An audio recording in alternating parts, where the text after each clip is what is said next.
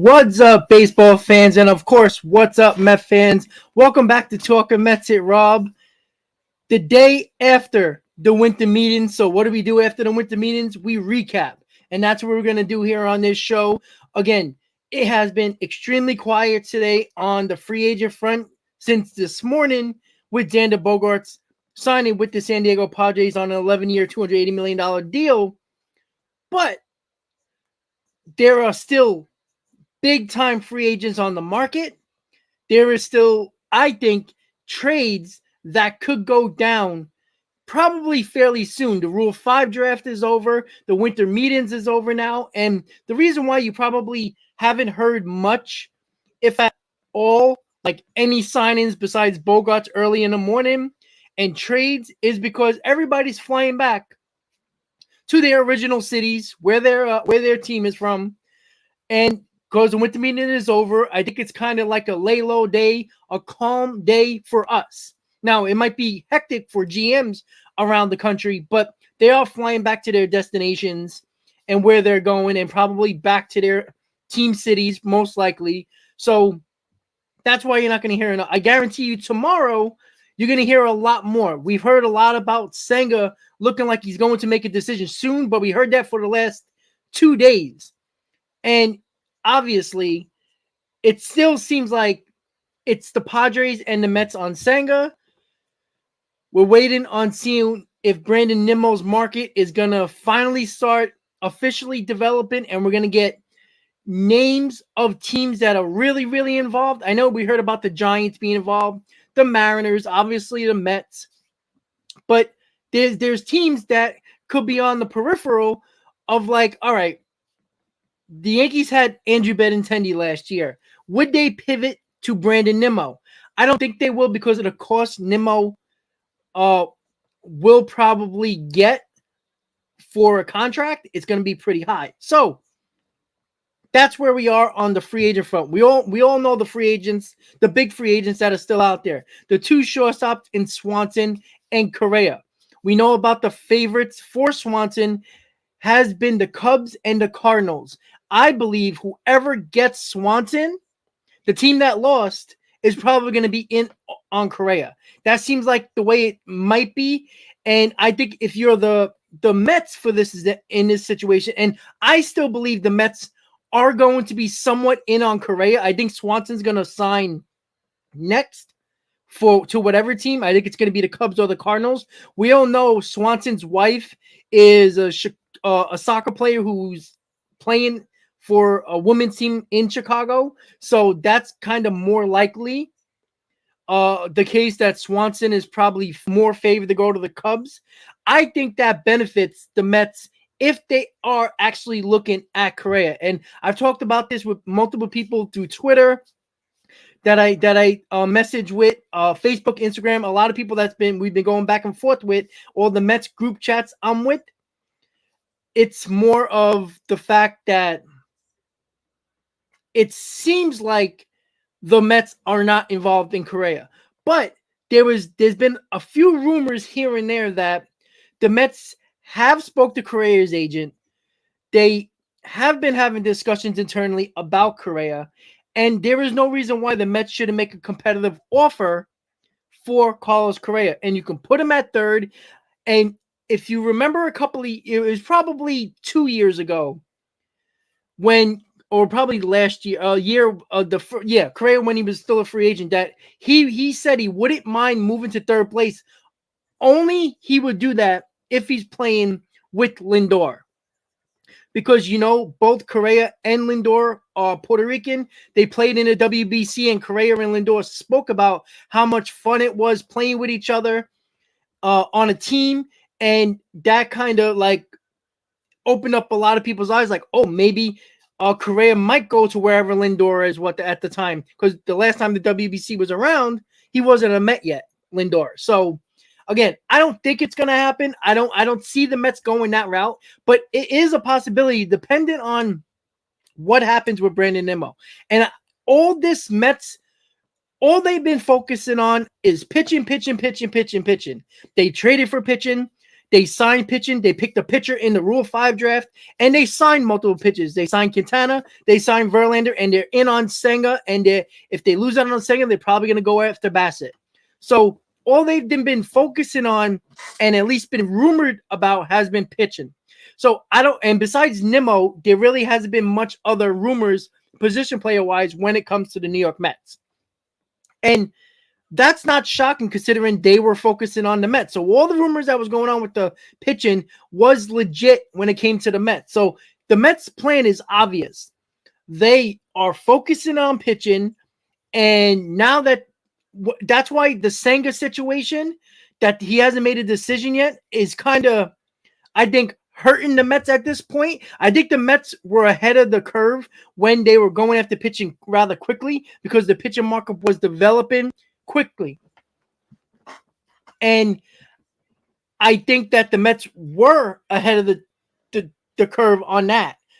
But the problem is that, look, Atlanta hasn't done nothing, right? They made a small trade today, which is nothing to write home about. It's an all right trade for them. But again, they're losing their shortstop. If they don't get one of those shortstop, and they were talking about using a shortstop internally or going after Elvis Andrews, again, that's nobody who they get is going to be better than Dansby Swanson, either internally or going after a veteran. Nobody's going to be better than Dansby Swanson. And as much as people Brave fans don't think that Swanson's a big loss, look what he did last year to the team that they won the division against, the Mets. Swanson was a pain in the ass for the Mets, especially in that last series of the year with the Braves. And on top of that, he was one of those guys that was a huge clubhouse guy, a leader in the clubhouse, as all indications were. He's a great clubhouse guy. He was a leader. And we talked about this last year when the Braves decided not to sign Freeman for a contract and trade for Olsen. And I said they are going to be losing a leader in that clubhouse, a huge leader in that clubhouse with Freeman. And Swanson is a big piece to their puzzle. I mean, he was one of the guys that were he's just one of those gritty players. And he's like the player that you don't want to play against, but want him on your team. And that's what Swanson is. And don't think for a second that that's not a huge loss. So when people, and we've heard it for the last week now, oh, look what the Phillies are doing. Oh, they're getting guys. Look what they got Turner. Look at the lineup. And then people are like, well, the Mets are the third best team in the division. Well, could it be? Yes. But they were a very good team last year.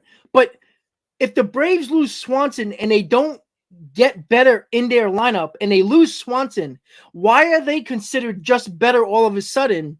Even if the Mets bring back Nimmo and bring back the same lineup with probably better pitching, or at least similar pitching than what they had in 2022 with results-wise. So what I don't understand is that nobody's killing the Braves in this aspect when they're losing one of their young stars on their team, and everybody acts like Acuna is going to pick it up when he's had knee injuries for the last – he had problems with his knees last year. There's still a huge strikeout team. Swanson was one of those guys that put the bat on the ball. So if you take that out of the lineup, there's more strikeouts that are going to happen with their lineup. And nobody can tell me that Fried's going to be better. Who knows if Soroka comes back? Is Strider going to be better than he was his first year when now there's a book on him and people are going to know how to approach him? We don't know. And at the end of the day, when people say, oh, the Mets are the third best team, what are they going on? Are they just going on a piece of paper? Because that was the fights we had all year with Philly fans and Met fans and most likely Dodger fans last year. Was they were like, oh, the Mets are on a good team. The Mets are on a good team. Last time I checked, the good teams were all out of the playoffs except for the Phillies, and they were one of the worst teams in the National League that made the playoffs.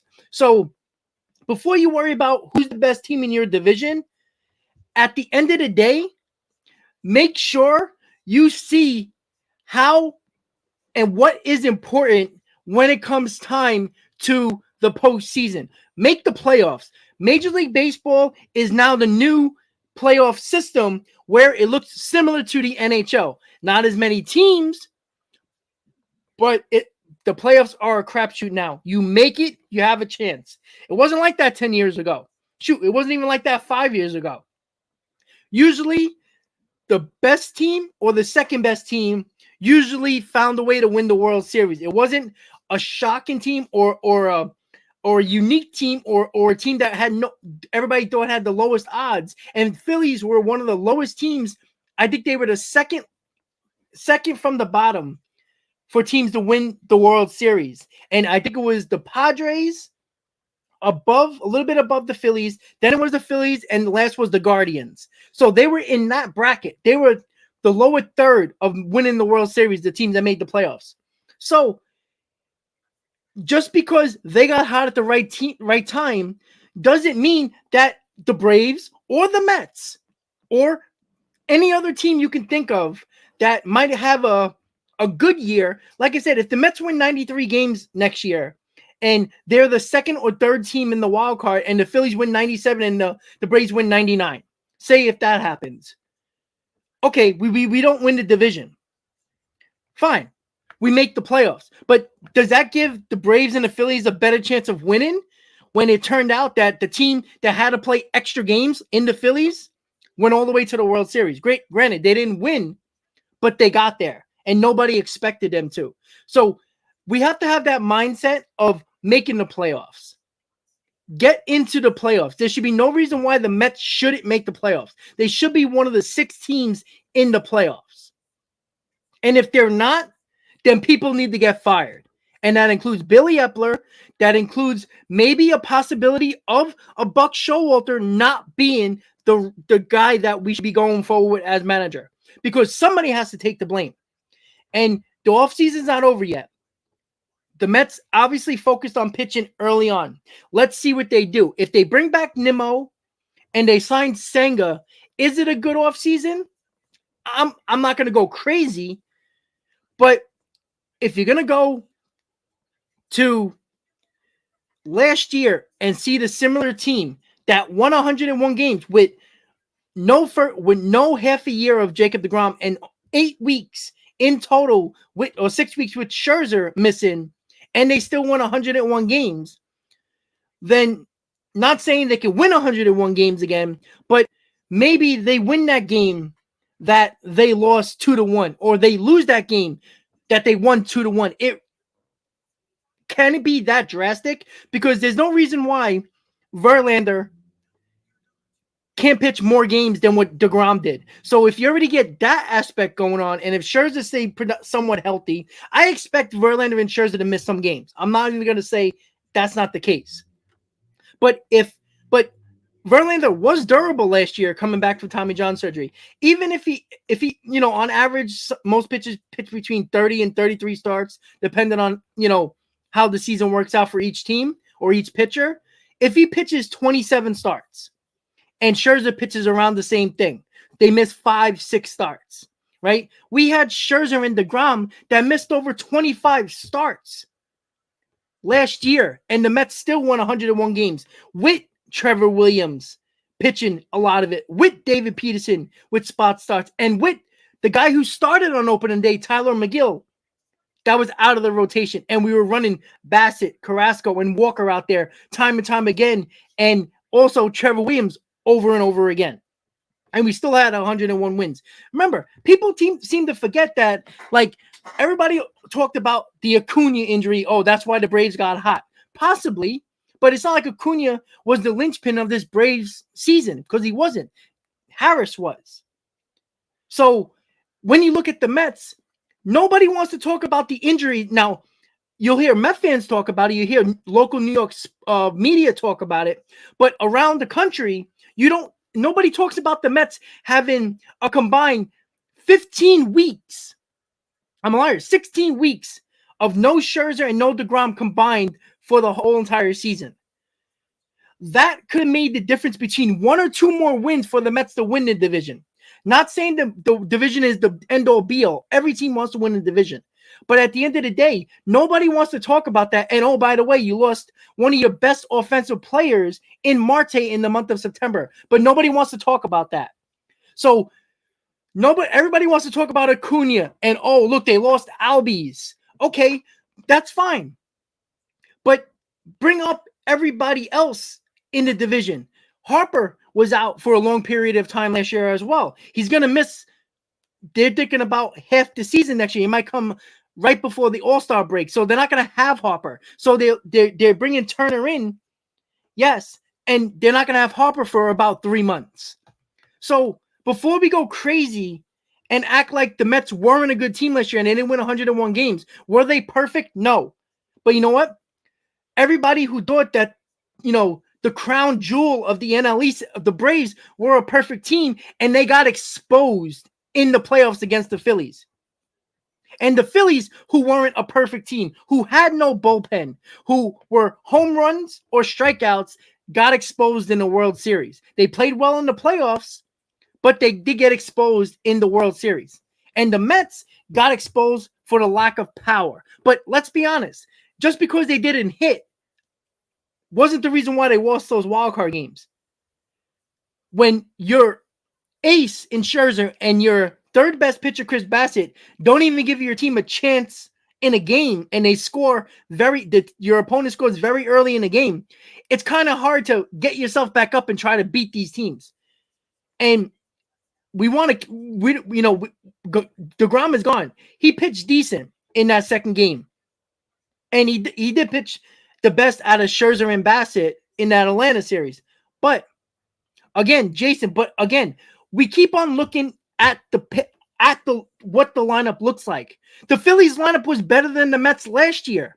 How did that turn out? It was a 14-game difference. And no matter how good the Phillies lineup was, nobody still thought the Phillies were going to get to the World Series, let alone win a series in the playoffs. Right? Nobody gave them a shot against the Braves. Right? Some people even give them a shot against the Cardinals. So let's not act like, and last time I checked, the Braves probably had a better overall lineup than the Phillies. So why did the Phillies beat the Braves then? Then that shouldn't have happened. What about the Dodgers? Right? They were supposed to be the best team in baseball, right? The biggest choke of all teams is the Dodgers. Again and again and again. If it wasn't for a shortened season, they wouldn't have won that World Series either. So the Dodgers, who everybody was like, how is anybody going to beat the Dodgers? Well, the lowly Padres, who nobody expected to get hot at all, won 2 series. So, the Braves, who some considered one of the best lineups in the National League, and the Dodgers played 3 or 4 more games more than the Mets in the playoffs. If you're going to look at just the lineups or look at just the paper, but the Mets didn't overachieve. If you really look at it, Jason, look at the back of the baseball cards of every Met that played last year and look at their stats. They played to the back of their baseball cards. Every one of them. Canna, back of the baseball card. He didn't hit 30 home runs this year, right? He hit exactly what he usually hits throughout his career. The same thing that goes for Marte. He hits for average, doesn't hit a lot of home runs. It's not like Marte hit 36 home runs this year. He hits the same amount of home runs he did in his career. Alonso, 35 to 40 guy, exactly what he did in his career so far. Lindor hit to the back of his baseball card. That's it. And the same thing that goes for McNeil. McNeil went back to the original McNeil that we know. The guy who hits well over 300 and is not a power guy. He went back to what he was with his stats on the back of his baseball card. All of them. And then if you really want to talk about it, the Mets actually underachieved. If you want to look at James McCann's stats offensively, he's underachieved. Escobar underachieved throughout his career, considering what he did last year. The same thing goes for DH, right? On average, a DH should have about 20 home runs and hit for average. The Mets didn't have that. So if you want to talk about overachieving, then let's talk about the Braves and the Dodgers who overachieved, because those are a lot of guys that actually hit well above what they did. The Mets underachieved. And granted, yes, they got shut down in September, but let's not act like the pitching wasn't the problem either, because they gave up a lot of runs in September, the pitching. And yes, in September, we lost one of our most dynamic offensive players in Marte. Don't think that's not a problem. And the people who want to bring back Nimmo was one of the big problems. Because when Marte was down, it was up to Nimmo to light a fire at the top of the lineup. Granted, you can go all through the lineup and everybody was a problem. But at the end of the day, nobody wants to bring up the fact that you had 3 spots in the lineup the entire year that did not play to the back of their baseball cards anywhere. Escobar, 25 to 30 home run guy, 20 to 25 home run guy. He usually bats around 260. He was basically nowhere near that for the whole year. Usually in 75 to 80 RBI guy. He was nowhere near. I know you're speaking your opinion, Jason, but you're not speaking the truth. You're looking at a piece of paper and saying the lineup is better. And you just said the Mets overachieved. That's wrong. Again, I love when you guys call me out when I'm wrong, right? You called me out on McNeil. Absolutely. I take that right on. But when you're not stating a fact, you have to look at it. All the Mets that play to their capabilities. That's not overachieving at all. You can say the Mets as a whole lineup underachieve, but it is wrong, Jason. I know it's your opinion, but look at the facts. If you look at the entire lineup, like you're already looking at the Phillies lineup and the Braves lineup and saying they're better. Look at their stats and tell me how much they overachieved on the back of their baseball cards, because a lot of them did. So if they overachieved, why can't you say they did not? But they're not a third place team right now, because the only 2 teams that made moves is the Mets and the Phillies. The Braves have made no moves, and they got worse without Swanson. So why is it okay for the Mets all of a sudden that can bring back the same lineup all of a sudden not better than the Braves, or at least on the same level as the Braves, when the Braves are going to lose Swanson, are not going to replace him with anybody of his caliber, and they're just going to be as good? That's not fair. Ron, it's not about being better, right? If the Braves are so much better, why did they win the same amount of games as the Mets? That's what I don't understand with people. And then the 2 teams that were better than the Phillies made the World Series. So it really didn't matter at the end of the day who had a better lineup, who had a better roster, because the playoffs does not give a shit. What matters is the fact you get hot at the right time. That's where the Braves, that's where the Mets got wrong, right? That the team that won less than 90 games last in 2021 was the Braves, but they won the World Series. Did anybody consider them the best lineup in baseball? No, because the 2 guys who were the biggest reasons why they won that World Series was Eddie Rosario and Jorge Soler. So if they didn't have Jorge Soler, who was the World Series MVP and the playoffs MVP, and Eddie Rosario, who had the most clutch hits other than Jorge Soler, where would the Braves have been in that series or at any moment in the playoffs? Yeah, okay. Then Marte, Lindor, Alonso, McNeil. Okay, that's fine. But that's 4 guys in a lineup with 9 people. So the other 5, you let's name them. Escobar, right? He underachieved from his total stats, right? He well underachieved. Canna played to his capabilities. If you expected more for Canna, you weren't paying attention. Ron, that's where you're correct. That was the biggest problem with the Mets. The problem was when you have Lindor and Alonso as your run producers, and then not a lot of other guys that are run producers, and you have most of your lineup is people who get on base, which the Mets had no problem doing. They left a ton of people on base because they didn't have run producers. Where the Braves came out as a better lineup was because they had more run producers. But where did that get them? They got them to the same amount of wins as the Mets, and it knocked them out of the division series, and they played 3 more games than the Mets. That's what they did. So with all that, they still played 3 more games than the Mets. And granted, I'm not telling you that the Braves are a bad team. See, people think that I'm bashing the Braves or bashing the Phillies. That's not the case. I gave them a ton of credit last year, and I've been giving them a ton of credit. But don't make it seem like the Mets are worse off than they were last year if they come back with the same team, because they're not. Because the same team that they were fighting for the division, just lost their star shortstop, and they're not replacing him with anybody of his caliber. So you throw a guy that was a big part of their top 4 in that lineup, and you take him away.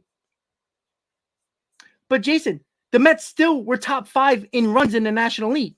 It's not like they were 15th in the National League. So they scored runs. What they didn't do was they did it the entire year. They did it the entire year until September. But where was the runs that were getting produced by the Braves against the Phillies? You were supposed to be way better than the Phillies, right? What happened? They shut you down. So where was that great offense and that great lineup that you were talking about? They were a no-show. You know why? Because they are a big strikeout team, and we talked about this. We talked about this during when that series was about to happen, because the Phillies matched up very well against the Braves. It was a bad matchup for the Braves. And we talked about that the Phillies had a good chance of beating the Braves because they matched up well. Because if you look at the season series, the Phillies always gave the Braves a hard time. The Mets matched up better against the Phillies. For whatever reason, they matched up better against the Phillies. The Braves did not. That's why it looked like it was no contest in that series. And this is not saying that the Mets are going to be a better team, but stop acting like the Mets are going to just be a third place team where they were tied for the division and they were second based on tiebreaker. If the Mets would have won 96 games and the Braves won 101, granted, there you go. But for that same Mets team that everybody wants to throw in the garbage and praise the Braves, they won the same amount of games and played 3 more games in the playoffs. You know, again, when everybody talks about the Mets, especially non-Mets fans, they never bring up that deGrom missed a half a season. Never talked about the 6 weeks that Scherzer missed in the middle of the year. And oh, by the way, the Mets went on that West Coast trip without Scherzer, and Trevor Williams was one of their starters throughout that West Coast trip, and they came back 500. Yeah, Jason, you can bring that up, but put it this way: if the Mets that I just told you played to the back of their baseball cards yet again, and either one of those positions that were completely terrible last year, Escobar, catcher, and DH, if one of them played to the back of their baseball cards, why can't the Mets lineup be better? You see what I'm saying? Because Escobar, if you look at his stats in 2022 and look at it throughout his career, he underachieved considerably in 2022. So why can't I expect every player on the Mets that performed to their back of the baseball card, if they do that, then one other person, even Nimmo. Remember, Nimmo overachieved last year, but everybody wants Nimmo back. So if Nimmo goes back to his baseball cards, that means he's going to pitch. He's going to play 100 games. He's going to hit less home runs, have less RBIs, and his average is probably going to go down 15 points. But Jason, it's not bad management and ineptitude. Remember, there's a reason why Dave Dombrowski has gotten fired from 2 teams, because he destroys his farm system and spends a ton of money, and he might win 1 championship and then lose 6 years in a row. So let's not act like the only model is to do what Dave Dombrowski's doing and they're going to win, right? Let's be honest. Phillies had the same bullpen last year. You know what happened? The Phillies bullpen pitched a little bit better. They didn't have different names in that bullpen except for Robinson. Everybody else was the same bullpen. And I'm sick and tired of people like, oh, look at the Phillies. Look at how good they are. Well, where? They got Walker, who gives up a lot of home runs, and he was in a big ballpark in Citi Field. Now he's going to a bandbox. So all of a sudden he's not going to give up home runs in a smaller field? Come on. Walker's a good pitcher, but he was, even when he was pitching well, he was prone of giving up home runs, a lot of them. Look at how many home runs Taijuan Walker has given up. He's gave up one of the most home runs in all the starters in the middle of the rotation of the Mets, almost all of them, and it wasn't even close. So he's going to a bandbox when he had a 3.91 ERA. And you don't think that's going to get inflated at a ballpark that is smaller, that he plays in 81 games a year, or at least 15 games a year, half of his starts? I mean, you got to look at it that way too.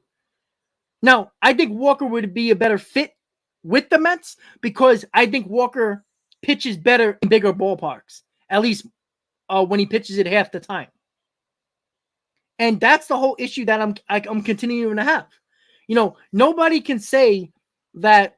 Now, I'm not saying that Quintana is going to be better than Walker. Again, Quintana had a better year last year, but there's no reason why. But you see what the Mets are doing. Yeah, Jason, I agree with you with that, buddy. I do. I know the pitching sucks.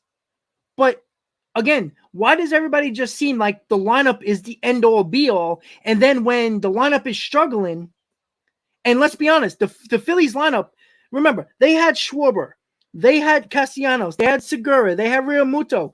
And even when they had Harper, they were struggling offensively. You know why? Because when they didn't hit home runs, they lost because they struck out a ton. I want to bring you back to when the Phillies were actually playing really well in the second half. And when it came down to August, this is with Harper, this is with everybody healthy. The month of August, when the Mets went to Philadelphia and Trevor Williams pitched in one of those games that I attended in Citizens Bank Park, that was the same lineup that went to the World Series. And that was only 2 months before the playoffs. The middle of August. I know because it was around my birthday. I was there. The Phillies offense looked terrible. So we look at the lineup that produced in the playoffs, but they were the same team that were getting shut down by Trevor Williams in the month of August, the middle of August. So it's not about just the lineup, right? The same bullpen that they had pitched a little bit better in the playoffs. And then in the World Series, they got exposed. After game 2, the Phillies turned exactly to the team that I expected them to be, which they were most of the year last year, even in the second half. They were a strikeout team that if they hit home runs, they couldn't get on base in that World Series, right? So pitching still prevailed over offense because the Astros pitched very well in that series. After game 2, game 3, 4, and 5, and 6, the last 4 games, they struck out over 51 times. And that was with the same lineup that everybody just wants to love and say are great. They were still a strikeout team. Now, they got better with Turner. Turner doesn't strike out as much. But Turner does strike out still 130 to 150 times. So he is one of those guys. But the difference with the Phillies this year, which I'm going to say, and I'm going to give them credit here, the problem with the Phillies was they hit a ton of solo home runs. That was their problem in the World Series. They hit home runs, but they had nobody on base because nobody could get on. Because the majority of the guys they have were home run or bust. These guys don't get on base. Their on base percentage was terrible. So they were hitting a lot of solo home runs. You're not going to win ball games that way. You saw it, right? When Schwarber hit that home run in game 6, what happened? They didn't score nothing else after that. So you look at that, right? And then you put that into perspective. What was the problem? They struck out a ton. It cost them the World Series. They struck out a little bit less in the rest of the playoffs, but they were hitting their 2 or 3 home runs. As soon as they stop hitting their home runs and there's a little bit of pitching that shuts them down, they're in trouble because they can't pitch as well as other teams.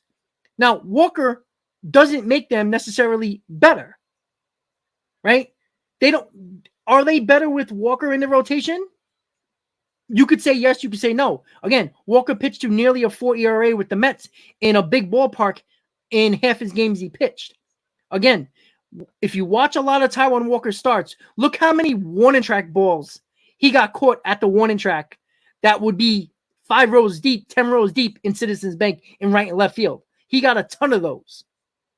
So did the lineup got a little bit better? Of course. But they also lost a guy in Segura who is a big contact hitter and is easily, now he's not a big power guy, but he was one of those guys that were capable of getting on base and was hitting 280, 290. And that's what I think is what people, and again, they're going to move Stott over to second. Turner's going to play short. So again, Stott, I like Stott a lot. I think he's a pretty damn good player. And if he hits for average, then the Phillies lineup is just going to be even better. But again, just because the Phillies lineup is better doesn't mean they can't lose games that are 8-7. So the Mets will lose games 2-1, but the Phillies could lose games 8-7. Just because they can score doesn't mean they can prevent runs from being scored.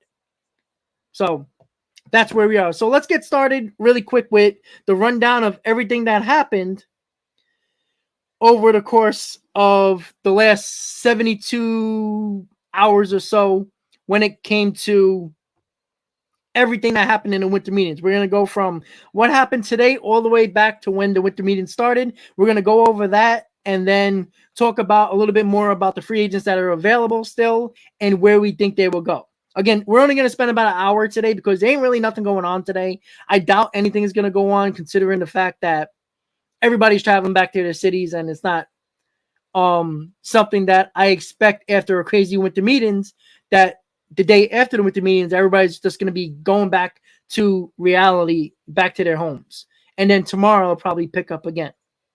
All right. So obviously I said this earlier, the latest sign-in, another big name that got off the board was Xander Bogaerts. Everybody was shocked to believe that he went to the Padres for 11 years, $280 million when he was never rumored to the Padres.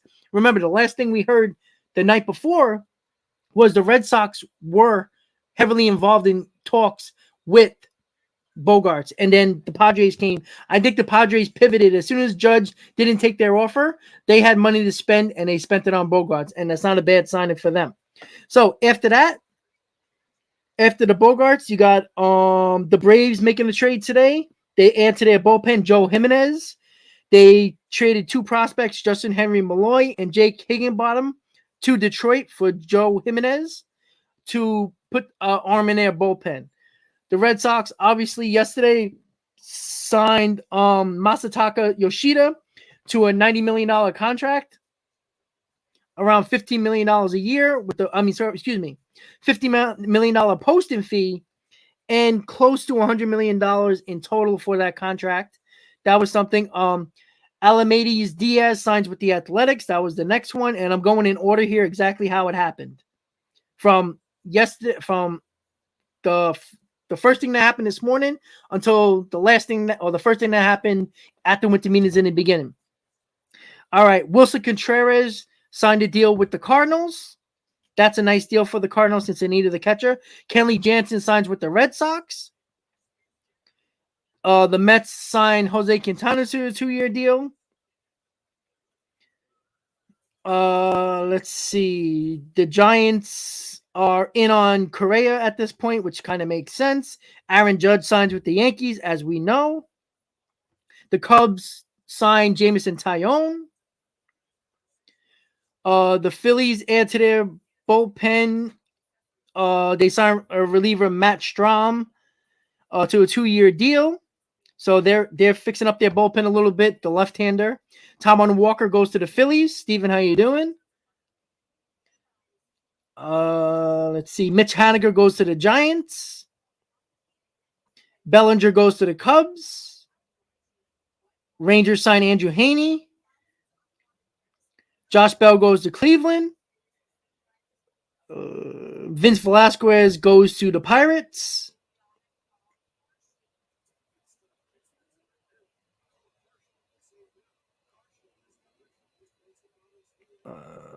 What else? Let's see. All right, I'm just going over. They're sending me. All right, Justin Turner talking to the Dodgers that I was expecting. Tommy Kahnle goes back to the Yankees. Let's see. The Astros signed Jose Abreu. What else we got? Let me just keep on going. I know there's a couple of more. Liam Hendricks trade that could happen at some point. Let's see what else. Talking about Senga. I know there's a couple of more. Hold on. So yeah, that was basically everything. And we know, of course, Jacob deGrom went to the Rangers, and Verlander goes to the Mets. So that is all of the sign-ins that went on during the winter meetings or right before and right after. I don't contradict myself. I kind of stay on the same path. That might be a bad thing, but I do try to stay on the same path because I don't contradict myself. I've been saying from the beginning, no Nimmo, because he's going to cost too much and it's going to prevent the Mets from going to do something else. Unless the Mets want to keep on spending, then get Nimmo and then get Correa. But I don't see the Mets doing that. So we'll see where we're at in that aspect. But once again, there's about 5 interesting free agents that are still on the market. Where are they going? Who knows? But that was the update on all the sign-ins during the winter meetings. So there's your recap. We went over about the Phillies and the obnoxious thought that the Mets are just a third place team just based on a piece of paper. That if you look at the rosters, how can you say this team is in third place, this team's in first place, this team's in second place? Because we just don't know, right? The Dodgers were supposed to be better than everybody. They lost in the same division series as the Braves. The Mets were supposed to easily beat the Padres, and they didn't. Yet the Phillies and the Padres, who were the 2 worst teams in the National League that made the playoffs, other than the Cardinals, were in the NLCS. So how does that make sense? It doesn't. But it happens. Because nowadays, at least the last 5 years, the best team doesn't always win anymore. It's a team that gets hot at the right time, no matter what your roster looks like, right? For the most part, the Phillies have the same rotation. For the most part, the Phillies had the same bullpen from the season to the playoffs. But they pitched a little bit better. And they started to hit home runs with men on. And they didn't strike out a lot in the wild card, the division series, and the NLCS. When it got to the World Series, they turned back into the Phillies that the Philly fans were killing for the most of the year. Team that were hitting home runs but couldn't get on base to hit the multi-home runs with the 2 to 3 run homers. And they struck out a ton, 51 times in the last couple of games in the World Series. You're not winning that way. Yeah, Mike, well, the Mets already traded them. So, yeah. Magnum, again, do you really consider a guy a prospect at 27 years old? He's been in the Mets system for a while now. He's a really good defensive player and never can find his offensive skills. So, what can you do, right? At the end of the day, all you can do is just look at it from try to step away from a fan's perspective of that team, right? I try to do the best I can. Like, I try to take my emotion and my heart out of what I'm trying to say and what my thoughts are. Because muted, I agree. That's why Jake Madden was 27 years old. That's not a prospect. That was a prospect that simmered out. That's what he is. And that goes for a lot of players that were prospects. I don't consider you a prospect if you're in the minor leagues for 5 or 6 years and you're reaching 30 here. Like, no, sorry. At that point, you're like, we tried and get out of here. Replace them. That's the way I see it. So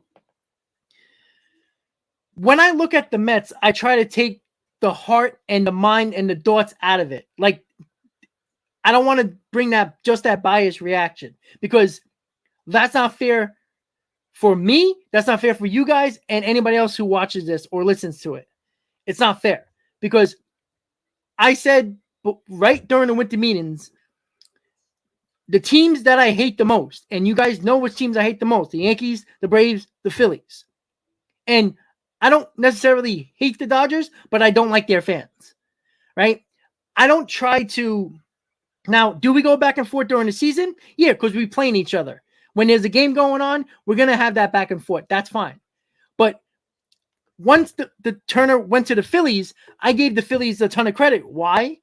Because they went after the guy they wanted, and they weren't going to lose him. That's something I appreciate from any team. Even if it's going to hurt my team, I still have to be fair when it comes to the signing. And again, do I like it? No. But you got to give credit where credit's due. And I said it the day before Aaron Judge signed with the Yankees. I said, if the Yankees find a way to sign Aaron Judge, I will give them credit. Do I like to? No. But I did. And that goes to the same thing. You see, as soon as Verlander signed with the Mets, you heard the Brave fans, the Philly fans, the Dodger fans. Oh, you got another crippled old guy. But if their team would have signed Scherzer or Verlander, they would have been, yay, where's the jersey? That's what they would have done. So, and last year, it killed me with Dodger fans because all indications were Scherzer was going back to the Dodgers. You didn't hear the Dodgers talking about his age when he was close to signing with the Dodgers. But as soon as he signed with the Mets, oh, thanks for taking the old guy. Come on. Be consistent. At least be fair. You don't have to like the decision, but be fair about it. Like, I was pissed off with the deGrom situation, but how can I get mad at the Rangers for overpricing deGrom and just going above and beyond to get him? I can't kill them. Am I happy about it? No. Today was deGrom's press conference over there. And, all I heard was blah, blah, blah, blah. I always have a special place in my heart for the Mets fans. Well, that's cute. But let's be honest. When you're in the room with the Rangers, you can give two shits about the Mets fans in any aspect of that situation. Just admit it. They gave you more money and he didn't want to be in New York. I have more respect for a player to say that. Again, most of them don't. But come on, we all know the situation. The Mets knew deGrom didn't want to be here. So why even bother? Listen, the worst thing that could have... Why do you think deGrom... Like, if the Mets really wanted Jacob deGrom, right? They didn't know the offer of the Rangers until the news came out that he signed. The Mets didn't know that. That was a fact. That was reported, right? So the only thing we knew was that the Mets made Jacob deGrom an offer. We didn't know it. We didn't know Jacob deGrom's offer until after he signed with the Rangers. We didn't know any offers. So the Mets didn't know the Rangers offer. The Rangers didn't know the Mets offer, or at least we assumed. Because my thing is, Jacob deGrom took that offer from the Mets and brought it to the Rangers, and he negotiated with the Rangers that entire time, knowing he wasn't going to go back to the Mets. Because I believe if Jacob deGrom would have took that offer back from the Rangers to the Mets, he was scared that the Mets would have either matched it or did better. And then what he was going to do. Now he would look like the bad guy. In this aspect, he says, I'm going to take the Rangers offer, leave the Mets hanging with that offer. So, and you saw it happen, right? The Mets got some heat from the fans saying, oh, why didn't you do everything you can to get deGrom? Well, if deGrom never went back to counteroffer, and oh, by the way, if you want to be on a team, you do what Aaron Judge did, right? Aaron Judge got better offers from the Padres and the Giants. The last offer from the Yankees was 8 years, $320. So Judge could have easily signed the Giants deal for $360 for 9 or $400 for 10 with the Padres. He didn't. He went back because he wanted to be a Yankee, but he wasn't going to get insulted by the Yankees and take a lesser deal. So he went back to the Yankees, spoke to Hal, and Hal says, do you want to be a Yankee? Judge said yes. And Hal says, how do we make it happen? Judge says, match the Giants deal. He did. So Judge went back and still negotiated. Because he could have went back and the Yankees were like, listen, that's our final offer. At least he went back. He gave the Yankees the benefit of the doubt. So if you really want to be with a team and you quote unquote have a special place in your heart for a fan base, show a little bit of respect and go back to the team that paid you while you were injured and the fan base who adored you and gave you a standing ovation this year when you came back on the mound for the first time. You didn't give two shits. So why should I care what he says and he's lying in the process? Again, if you did it for your family, if you took the money, say it. But don't give me this bullshit that you cared about the fans, because you didn't. If you did, you would have at least went back, even if you still knew you were going to take the Rangers deal, even if the Mets matched. It's still giving the fans at least the benefit of the doubt to say, hey, he actually wanted to try to come back to the Mets. But he thought if, he could have said the taxes were different, were better with the same offer. But he never let it come to that. Muted. Thank you, buddy. Thank you. Injured, you mean nursing a sore elbow so he can opt out. Exactly. 110%. Remember, reports were coming out the last couple of days about Jacob deGrom. That Jacob deGrom took himself out of games early. When anytime Buck Showalter or the pitching coach came out and to see if he was still had anything in it. No, he didn't go above and beyond. He took himself out. He pitched in 4 rehab starts when Scherzer pitched in 2, right? He pitched in 4 rehab starts when everybody was wondering, why is he pitching in 4 rehab starts when we all know when he comes back and pitches for the Mets again in the major leagues, we weren't going to throw him 100 pitches anyway. But having Jacob deGrom on the mound for 5 innings is better than having Jacob deGrom for no innings. And he pitched in 4 rehab starts because he knew that if he rehabbed himself to the point where he got up to 90 to 100 pitches, that's better for him, not the team. Because if he was, just think of it this way, he pitched twice, 2 games out of the 12 he pitched at 100 pitches or between 90 and 100. Everything else was below that.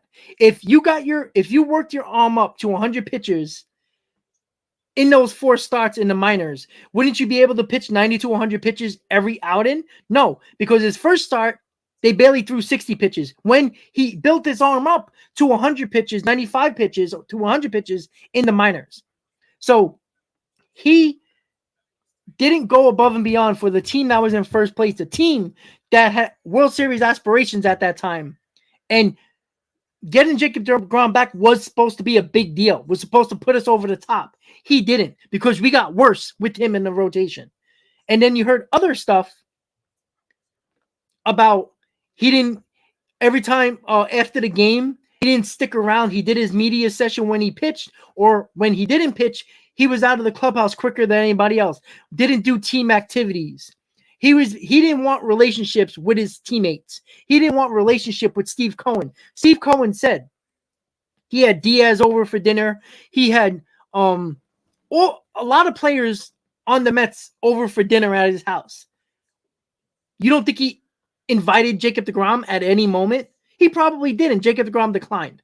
I mean, it's just obvious. Why would Cohen not offer that to Jacob deGrom, one of the guys he was trying to keep? Because at the same time, we knew exactly how Jacob deGrom felt in spring training when he says, yes, I am opting out. And there was no hesitation when he said it. I'm sorry. No matter who you are, I don't care if you're the best pitcher in baseball or the best player in baseball. Doesn't matter. You do not bring that up to the meter. You know what you say? You say this. Listen, I'm trying to get through the season. I'm trying to remain healthy. I'll let my agent deal with that.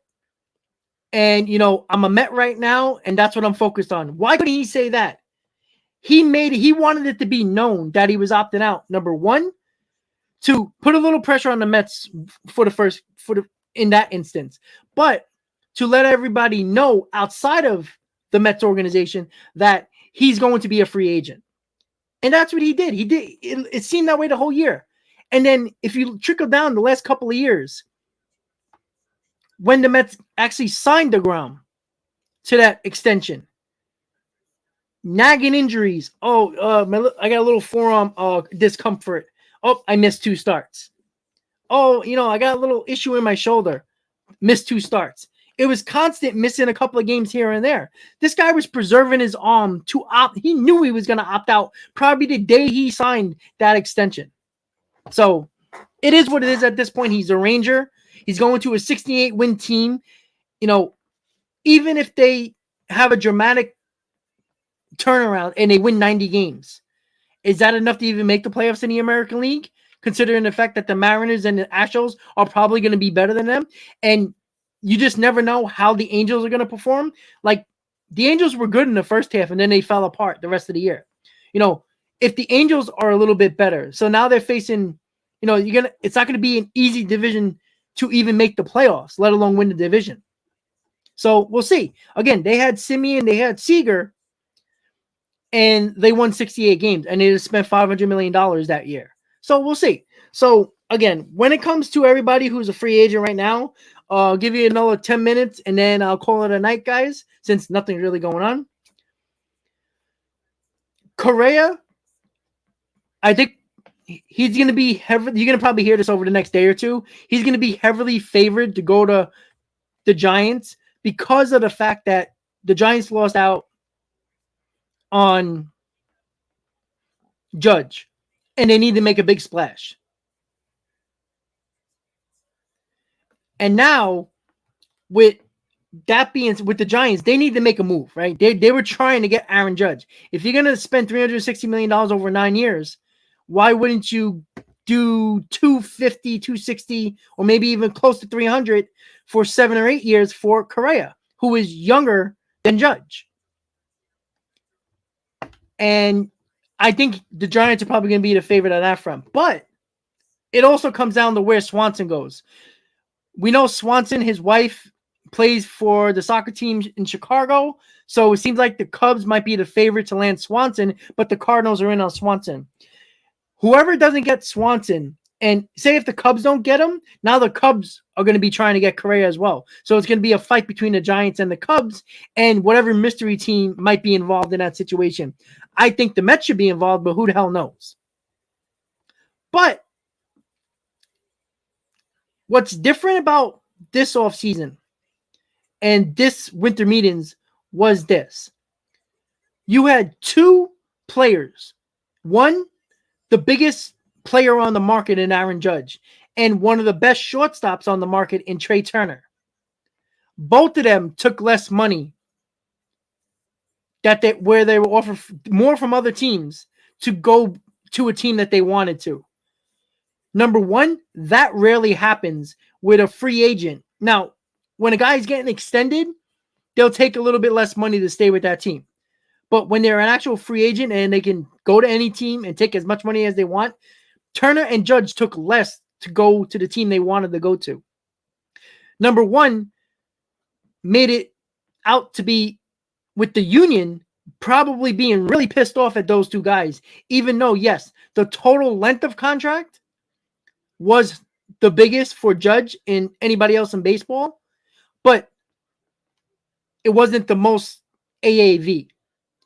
Yes, it's more than Trout, which makes sense, but it wasn't the most in baseball.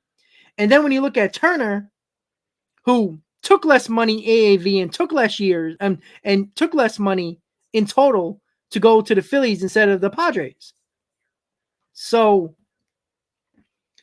what does that tell you? That tells you that a team that might not be interested in any other free agent that left might look at it and says, hey, we might be able to get this guy for a lower AAV, which helps our salary tax, our payroll being a little bit lower than we expected if we wanted to sign that guy. But instead of a 7-year deal we would offer him for a high AAV, we can give him a 10-year deal for a lower AAV. That's where Correa comes in for more teams like the Mets.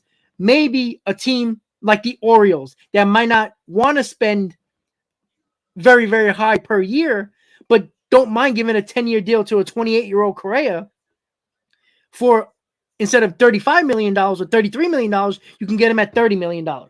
Saves you in the payroll and at tax thresholds if you get close to the penalties. That's why I think the Mets could be lurking, depending on if they don't get Nimmo. If they get Nimmo, I find it hard to believe that they're gonna pivot and go to Correa. They'll get Nimmo, and maybe they'll go after maybe a guy that could be that is a run producer but doesn't hit for power. Maybe a JD Martinez, something like that, or maybe look at a corner. I don't know, but if they do get Nimmo, I find it hard to believe they get Correa. But if they lose out on Nimmo, if Nimmo goes elsewhere, don't think for a second that the Mets wouldn't add an extra $100 million, because I do believe Nimmo's going to get around $150 million. If he gets that, why wouldn't you give an extra $100 million or a little bit more than that in a long-term deal for a guy who is a little bit younger than Nimmo, who is a better all-around player than Nimmo, that you can put in the middle of this lineup and is already going to be a better offensive player than Nimmo? And it gives you options because you can put Correa at third. You can DH Escobar instead of wasting your time at Ruff and Vogelback. And you have options now, and you got a better lineup with an extra guy that's a run producer that can hit you 20 to 25 home runs and can knock in 80 to 89, 90 RBIs. That's where you have to look as well. Again, I don't think it's going to happen. Again, let me make it clear, because people might think I'm going to say I'm saying the Mets are going to sign Correa. No. I'm saying that I think the Mets could pivot to Correa if they don't sign Nimmo, because that's $150 they thought was going to go to Nimmo onto that payroll, which, put it this way, if you can give Correa $30 million over $25 million given Nimmo every year, why don't you do that? Even if you're going to give Nimmo 6 years for $25 million a year, around $150 million a year, wouldn't you give 9 years, $30 million to Correa, who is obviously a better player all around? Of course you would. So I think that's where the Mets could look to pivot. And we'll see. Justin, I'm sorry about Jake Magnum. I'm sorry. Yeah, he missed time, but offensively, he's just not that guy. Defensively, he's great. But let's be honest, Magnum has been slowly trickling out of the Mets top 20. All right. There's a reason for that. Yes, injury, but even Matt Allen is still in the top 15 with all the injuries he had. Let's be honest. Magnum is never going to be the player offensively that we hoped he would be. Again, could he be? He's a really good defensive player, but that's not what the Mets need over the next couple of years. They need bats. They need offensive help. And if they can get offensive help from other guys in their farm system, like Abadi, like Mauricio, like Alvarez, possibly Vientos, possibly Alex Ramirez in a year or two, who is an outfielder that some project them to play any of the outfield, most likely center field. So we need a farm system that we know we can turn to in a either emergency situation, or the Mets want to go a little bit on the younger side in a position that you can say, all right, I'm going to take, like, if the Mets lose Nimmo, the Mets are going to say, all right, let's bring up Jake Magnum and give him a chance. No, they're not going to do that. But you know who they'll do that for? Alvarez and Beatty. You know why? Because they have the chance to be a big bat in this lineup. Jake Magnum does not. I like Jake Magnum. Again, if you look back last year, I did a video with Joe DeMeo, who is the guy who does the list for SNY for the prospects every year, and I had him on. And we spoke about it. We still spoke about the top 10, and we talked about the top 20. We talked about Magnum specifically because I liked him. And he kept on saying that he's never progressing offensively the way the Mets thought he was going to. He's not disciplined at the plate. He strikes out a lot. They thought he was going to be an average guy that can hit between 15 to 20 home runs, similar to what Nimmo is. But they thought he can be a 300 hitter, be like a McNeil average-wise, and have home runs similar to what Nimmo has. They projected him to be like a Nimmo type of player, but better defensively than Nimmo. The problem is the offense has never turned out the way they expected. And there's only a certain amount of time where you can wait for a guy like that, because sooner or later, if Jake Magnum was that good, then it wouldn't be pressing to get Nimmo. Just bring him up and put him in center field. But he's not going to provide the offense that Nimmo does. So that's where the Mets have a problem. Alex Ramirez, remember, at one point, Jake Magnum was higher ranked than Alex Ramirez. In 2 years' time, I don't care about injury or not, Matt Allen still is in the top 15, and it took him a very long time as a pitching prospect to drop down.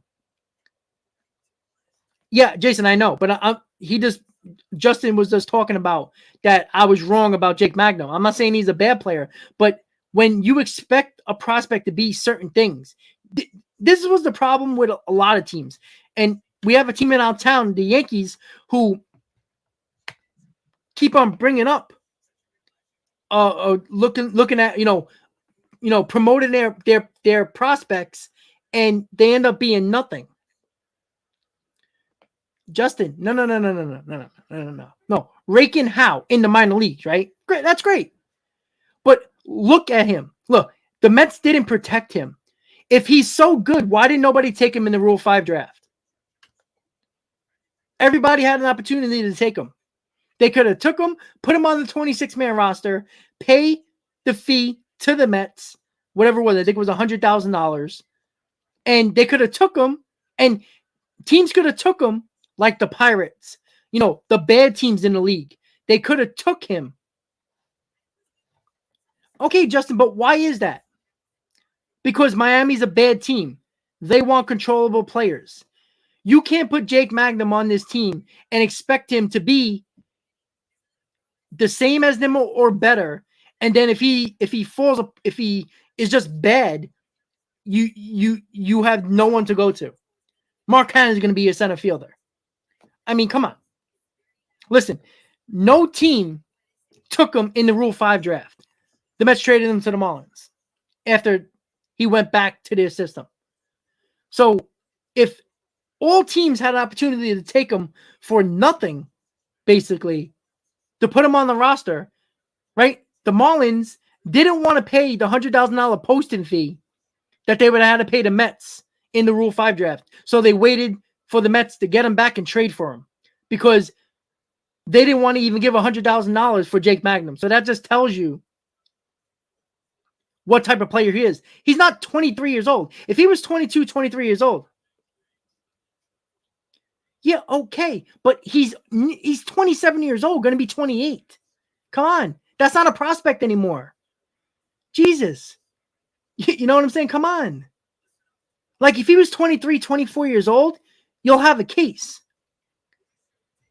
You can't, there's a problem with a lot of fans. They hype up these players, yet they never get up to major leagues. And then when they do, they're not that good. And then people were like, oh, we should have traded them. Oh, we should have got rid of them. It's the same problem. I'm sorry. The Mets have a hole in center field. If Jake Magnum was that good and highly rated in the Mets system, just bring him up and play center field. Wouldn't you think so? No. That's why they're going to probably overspend for Nimmo or get a defensive replacement for Nimmo. Yet they still don't want to use Magnum. And he's been going lower. He's been dropping in the list in the farm system for the Mets. He was in the top 10 not too long ago, 2 years ago. Now, he's nearly out of the top 20. Last time I checked, I think he's like 15th. He was 15th or 16th in the Mets system. Yeah, Magnum is a year younger than Lindor and still in the minor league. So what does that tell you? And then he was unprotected in the Rule 5 draft and nobody took him. And the Marlins didn't even want to give the posting $100,000 that you have to give to a team if you take one of their players that were unprotected in a Rule 5 draft. They didn't want to do that. So if nobody thought, and these are bad teams now, they didn't want to take Magnum from the Rule 5 draft without giving any players for $100,000. They didn't even want to do that. And just because the Marlins playing him in center field just tells you that the Marlins are not doing anything special in center field. So they're going to throw a guy out there, good or bad, they're going to play him. You know why? Because that's what the Marlins do. So that tells you that every other team that could have been good that might need a center fielder, right? How many teams are looking at Brandon Nimmo for center field, right? If Jake Magnum's so good, why didn't they take him in the Rule 5 draft and save them $150 million? You know why? Because Jake Magnum is probably not projected by many teams, if any at all, to be the player that probably the Mets expected. And again, it's not saying that he might be a bad player, but he's not 23 years old and the Mets gave up on him.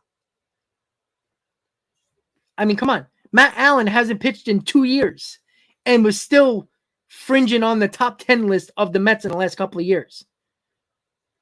Because he's still very young and still talented. You know, when you're getting up there in age, you're considered not a prospect anymore. You're just part of the minor league system. And you're going in circles. And you know what? If the Mets are trying to revamp their farm system, how about giving the Mets a little bit of credit for their farm system? Right? They revamped the analytical staff. They got all new scouts. They're trying to build a farm system. If their system, if their scouts, if their people that run these scouting and focus and do everything night and day about their prospects and their system, and they don't think these guys are worth it, give them the benefit of the doubt. Have they been wrong yet? I mean, people still think Beatty and Alvarez are going to be good ball players, right? We got, the Mets lower end of the farm system is not there yet because Cohen's really basically took over the last 2 years.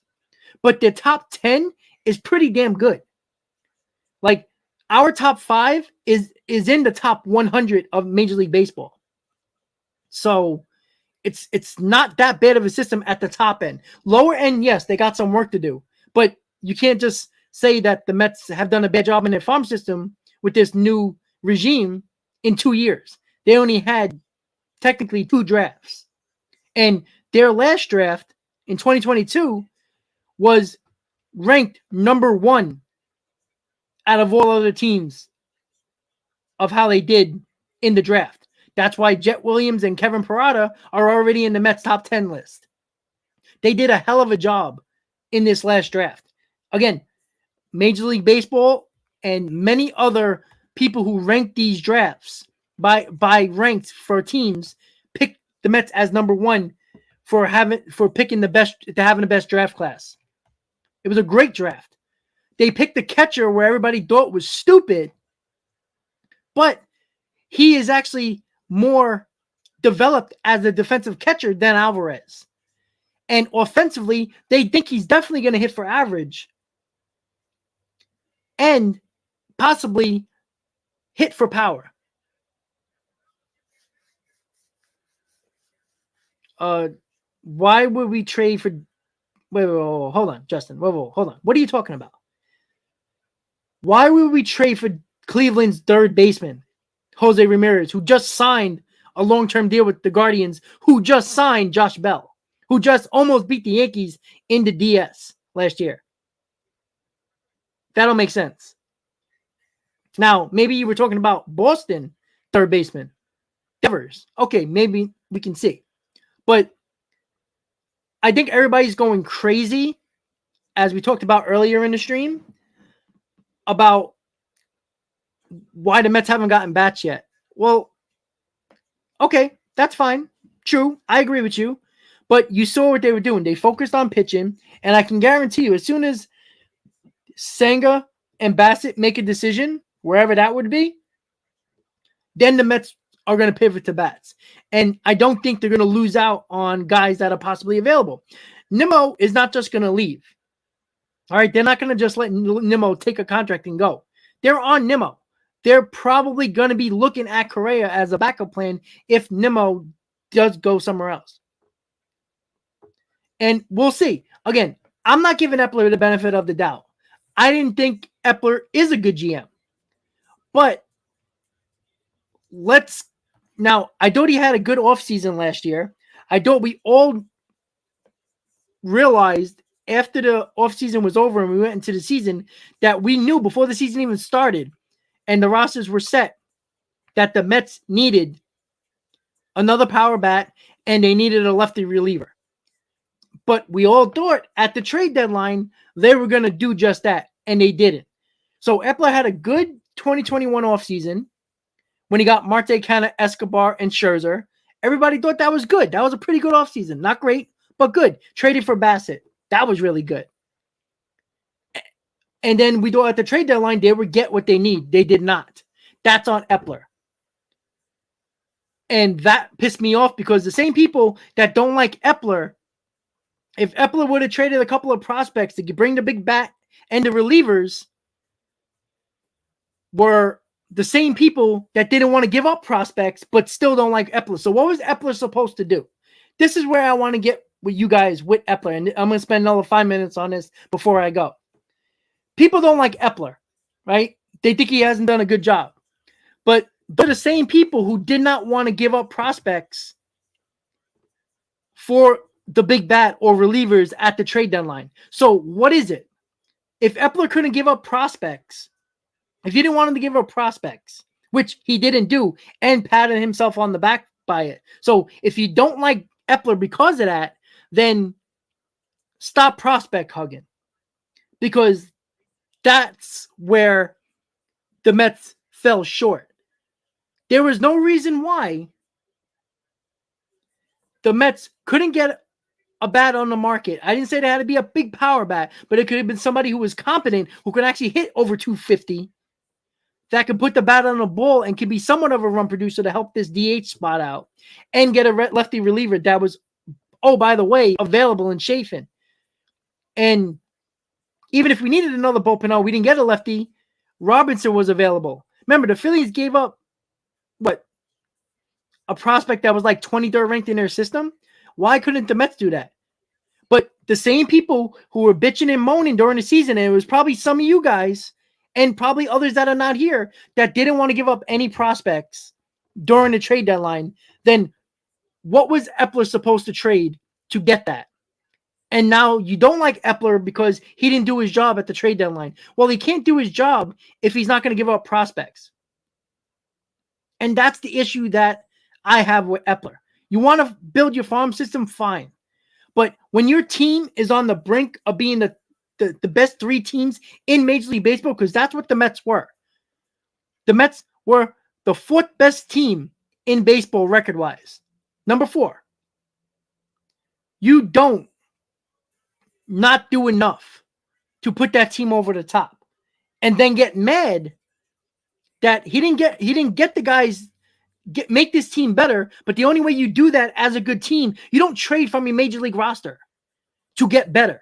That's what Epler did. Epler traded, no matter what you think of J.D. Davis, he traded a guy off their roster, Major League roster, to get somebody that was end up being just as bad from another Major League roster.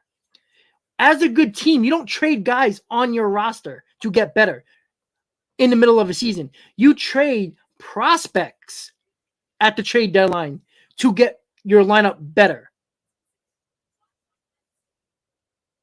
Okay, well, Justin, I can find you in a 4th outfielder tomorrow.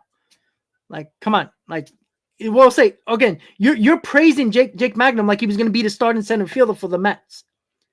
So he's a fringe major leaguer that's a 4th outfielder. Because that's what a 4th outfielder is.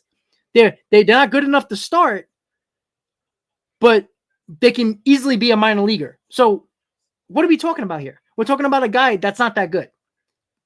Right? You can find a defensive center fielder anywhere. And once again, with the Mets,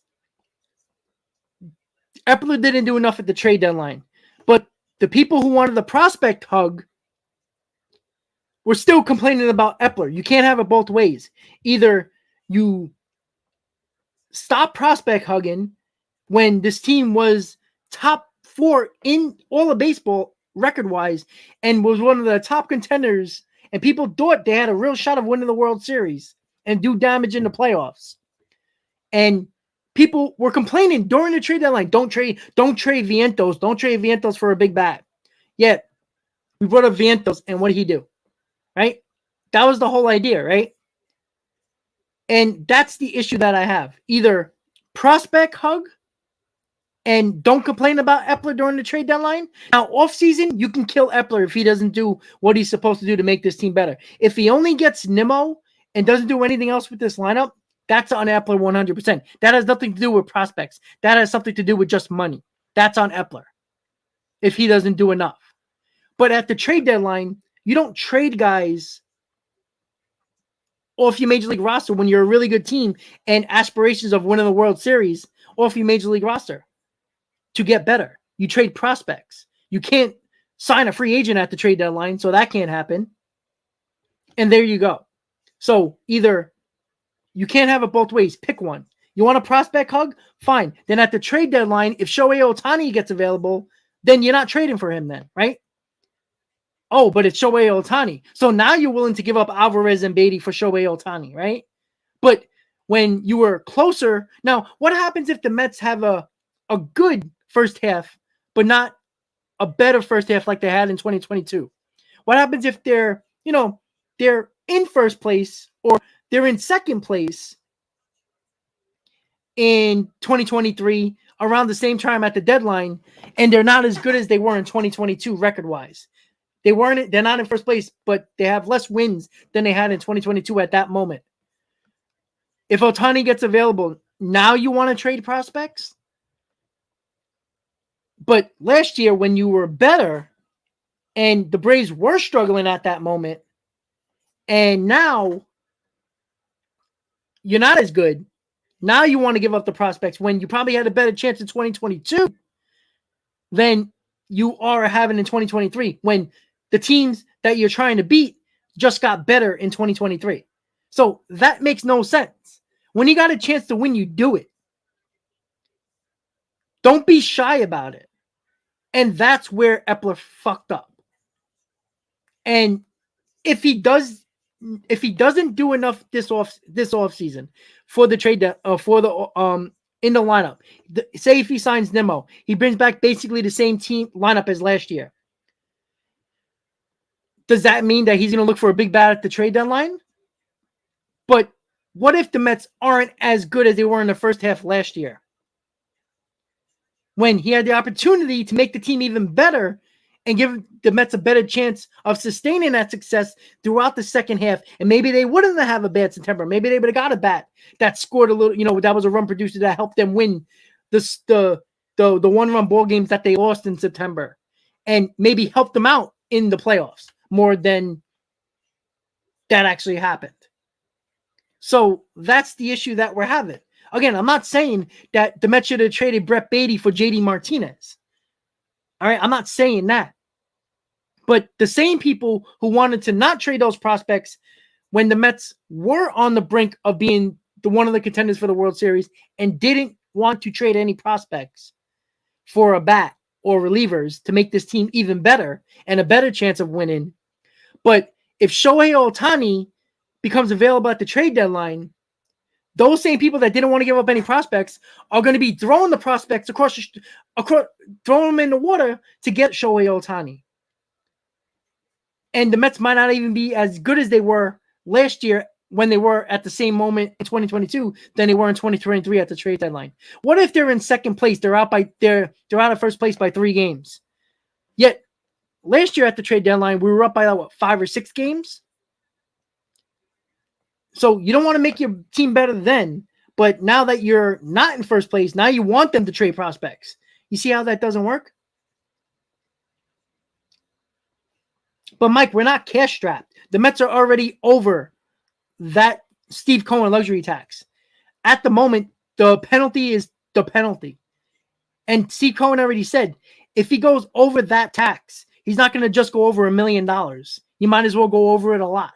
He already said that. So they're not, if they're cash strapped, then they can't sign Senga, they can't sign Nimmo, which is unrealistic because they are going to sign probably one of them. And even if they don't get either of them, they're still going to spend on another pitcher. And they're going to have to spend to get an outfielder, left fielder or center fielder if they lose Nimmo. So they have to spend to just fill their roster. So they're not cash strong. It's just a matter of what they do with that cash, because they're already over the luxury tax of the Steve Cohen tax. At that point now, there is no other penalty. You pay 90% on every dollar you go over. Cohen already said he's not going to just go over $1 million. If he's going to go over that tax threshold, he's going to go over a lot. And even if he brings back the guys, even if he brings Senga and Nimmo in, well, if they're cash strapped, then they can't get those guys. Well, they are. So clearly they're not cash strapped. Again, it might not be the people everybody wants, but they are still spending the money. So that's not cash strapped. That's just not the way you visioned them spending the money. That's not the Mets being cash strapped. That's just you not agreeing of how they spent the money. Again, you don't have to agree with it. But if they see it as that's how they want to spend the money, they're going to be on the hot seat if things don't go well. And that's okay. And that's how sports work. You get a couple of chances to fix the mistakes. If you fix the mistakes, unless you're Brian Cashman, when you have a lifelong contract, because anybody did what Cashman did over the last 5 years and continuing to basically play the same cassette over and over again and replaying the same thing and failing every time, that GM would have got fired. But because he's Brian Cashman, he gets a 4-year contract extension. So this is not going to happen with Billy Epler. If Billy Epler doesn't fix the mistakes that he already has, and again, just because he doesn't do exactly what the Mets needed in this offseason, and he fixes it at the trade deadline and gets the big bat that the Mets might have not gotten in the offseason, and if they need another starter, if somebody's hurt or a reliever, he gets them, then he fixed the problems that they had. The problem with why we were pissed off with Epler, it wasn't about that he didn't do enough in the offseason of 2021 into 2022. It's just that he didn't fix what was the problem, where he didn't go out and do it in the offseason and didn't do it at the trade deadline either, and basically went with little trades that didn't really help this team enough. And that's where Billy Epler messed up. So we'll see. And with that said, I really do feel like Senga is going to sign, if not Friday. I have a feeling somebody's going to sign on Friday, if not multiple signings. I do expect Senga to probably make a decision by tomorrow. Nimmo, I think he's probably going to wait until after the weekend. I think Swanson can sign probably by tomorrow. But remember, today is slow because everybody's traveling back to their cities, to their quote-unquote headquarters. Tomorrow, everybody's settled in and going back to work. And we'll see. Again, if the Mets go out and get Senga and Nimmo,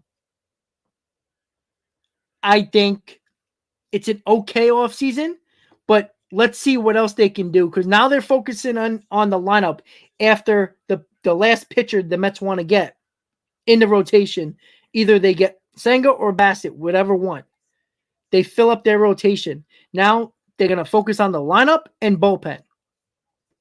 And you're going to see if they do sign Nimmo, if they're going to be really on getting another bat. Doesn't have to be a power bat. It needs to be a run producer. If you give me a guy who can hit 17, 18, 20 home runs, but can knock in 80 to 90 RBIs, give me that. Whoever that might be. If it's a trade, if it's a sign-in, whatever. But let's calm down. The offseason is not over. The rosters are not set. There's a ton of free agents and trades out there the Mets can do. So let's see after everybody's off the table and mostly all the trades, which will probably right around Christmas, where probably all the free agents will probably sign. And then you'll have a pretty good idea of what the roster looks like. And then we can critique it. If Epler doesn't do enough and there's nothing else he can do free agent wise, or if all the trades that we thought were going to go down went down and it didn't regard the Mets, now we can critique it in a good way or a bad way. But before we do that, let's wait until the rosters are somewhat finalized and we kind of know what the lineup's going to look like. So with that said, guys, I'm probably not going to do a live stream tomorrow. Most likely I'm not, but if there's breaking news with the Mets, not with anybody else, with the Mets, with Senga, Nima, or whoever, I'm going to pop on. I'm probably going to be out most of the day, so tomorrow probably will be live on my phone for a little bit just to break the news. So with that said, guys, thank you guys for tuning in to MLB Winter Meetings recap right here on the channel. Before you go, don't forget, if you didn't hit that like button, please do, so this can stay at the top of the list for the next couple of days so people can watch it and get to see that stream on top of their recommendations for their videos. And once again, guys, if anything happens, I'll break the news live tomorrow. Nothing's going to probably happen tonight. It seems like it's very quiet. Tomorrow, I expect some news, at least with one of the pitchers and one of the shortstops. So with that said, guys, I will see you hopefully tomorrow with some good breaking news for the Mets. If not, I will be on Saturday for Mets Talk Live or Mets Hot Stove Live. I'm going to see if I can get a guest or two so we can have conversations about, because I want to see how other people think of what the Mets should do. And if we agree or disagree, it'll be a good conversations. So with that said, everybody have a good night. Let's go Mets. Hopefully your team gets the players you want. If not, we can complain about it the next day, right, guys? So everybody have a good night. I'll see you next time.